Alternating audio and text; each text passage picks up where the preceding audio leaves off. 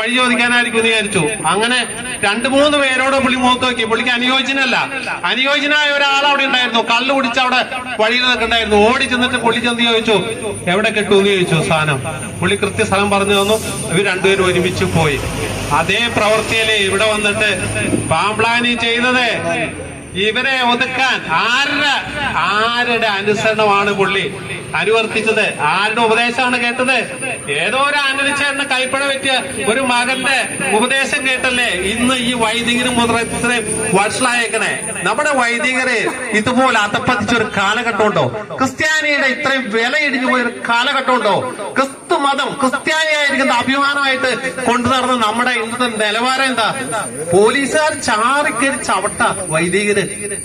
ഇവരെന്താ പഠിച്ച സെമിനാരിയില്? ഇവരെന്ത് പഠിച്ചു? എത്രമാത്രം അവമതിപ്പ് നമുക്കുണ്ടായി. എന്നിട്ട് ഇവർക്കൊക്കെ ഓരോ സ്ഥാനങ്ങളിൽ അവരോധിച്ച് മെത്രാപ്പട്ടം കെട്ടി ഇവിടെ കൊണ്ട് വാണരുള്ളതെന്ന അദ്ദേഹത്തിന് വിചാരം. നടക്കില്ല. ഞങ്ങൾക്കൊക്കെ ഒരിക്കലും ജീവനുള്ളിടത്തോളം കാലം ഞങ്ങളതിനെ അനുവദിക്കില്ല എന്ന് മാത്രം ഈ ഇത്രയും ഞങ്ങളുടെ സ്നേഹ സഹോദരങ്ങളെയും സഹോദരിമാരെയും കൂടെ നിർത്തിക്കൊണ്ട് ഞങ്ങൾ പ്രഖ്യാപിക്കുകയാണത്. ഇതേ നടക്കൂ. വിശ്വാസം വിശുദ്ധ കത്തോലിക്ക സഭയിലും ഞങ്ങൾ വിശ്വസിക്കുന്നു. Thank you. നന്ദി. നമ്മൾ ആദ്യം സമരം തുടങ്ങിയപ്പോൾ വൈദികരെ പറഞ്ഞുകൊണ്ട് തുടങ്ങി. പക്ഷെ പിന്നെ നമ്മള് സിനഡിനെ സപ്പോർട്ട് ചെയ്യാൻ വേണ്ടി വന്ന നമ്മള് ഇപ്പൊ എത്തി നിൽക്കുന്ന അവസ്ഥ എന്ന് പറഞ്ഞ ഒരു പരിതാപകരമാണ്.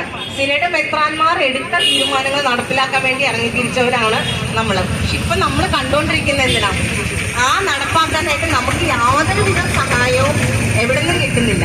ഇപ്പൊ ശരിക്കും ഓരോ പള്ളിയിലും സഭയുടെ കൂടെ നിൽക്കുന്നവരെന്ന് പറഞ്ഞാല് എന്തോ തെറ്റ് ചെയ്തവര് അല്ലെ. നമുക്ക് ആളെ വിളിക്കാൻ പറ്റുന്നില്ലോ. നിങ്ങളും അവരുടെ പോലെയാണ് എറണാകുളം അങ്കമാലി അതിരൂപതയിലെ വൈദികര്. വേറെ ഒരു രൂപതയിലെ വൈദികർക്കും ഇല്ലാത്ത ഒരു തരം പ്രശ്നങ്ങളാണ്.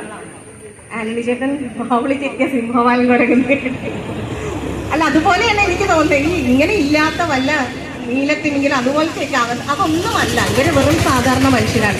നമ്മളാണ് ഇവർക്ക് ഇല്ലാത്ത ഒരു അപ്രമാദിത്വവും ഈ ഒരു രാജകീയ ഇതൊക്കെ നമ്മളാണ് ചെങ്കോലും കിരീടം ഒക്കെ കൊടുത്ത് വാഴിച്ചിരിക്കുന്നത്. നേരത്തെ ജോസ് അറക്കിത്തളം ചേട്ടൻ പറഞ്ഞു 7.5 മിനിറ്റേ ഉള്ളൂ ഒന്ന് സക്രാലിയിലേക്ക് തിരിയാനായിട്ട്. അത്രയും ഇവർക്ക് പറ്റുന്നില്ല എന്ന് പറഞ്ഞാൽ ഈ മുഴുവൻ സമയവും ജനങ്ങൾ അവരെ തന്നെ നോക്കി അവരെയാണ് ആരാധിക്കേണ്ടത്. ഞാൻ അങ്ങനെ എനിക്ക്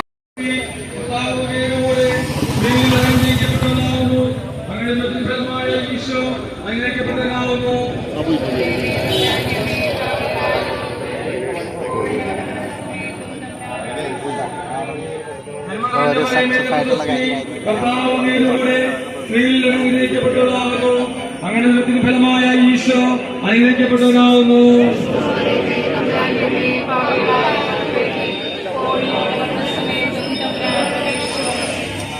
പിതാവിനും പുത്രനും പരിശുദ്ധാത്മാവിനും സ്തുതി.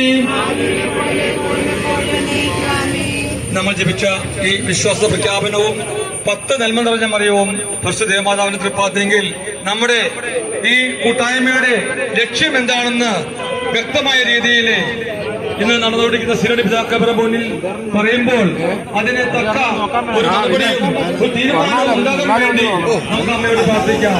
അമ്മയുടെ കാലം പാടിക്കൊണ്ട്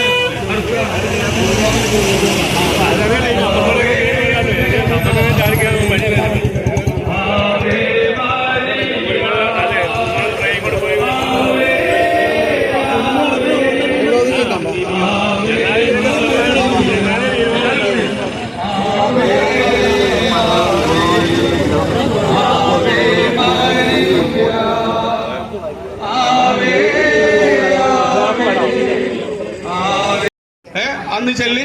അത് കഴിഞ്ഞിട്ട് പല ഡയലോഗ്സ് നടന്നു, പല സിനഡും കൂടി പല തീരുമാനങ്ങളും എടുത്തു. എന്നിട്ട് 921 ആലഞ്ചേരി പിതാവ്, അതായത് 2019 ആലഞ്ചേരി പിതാവ് വത്തിക്കാൻ എഴുതി പരിശുദ്ധ ഫ്രാൻസിസ് പാപ്പ അതിന് അംഗീകാരം നൽകി. എന്നിട്ട് ഫ്രാൻസിസ് പാപ്പ വളരെ പേഴ്സണലായിട്ട് അപ്പീൽ ചെയ്തു.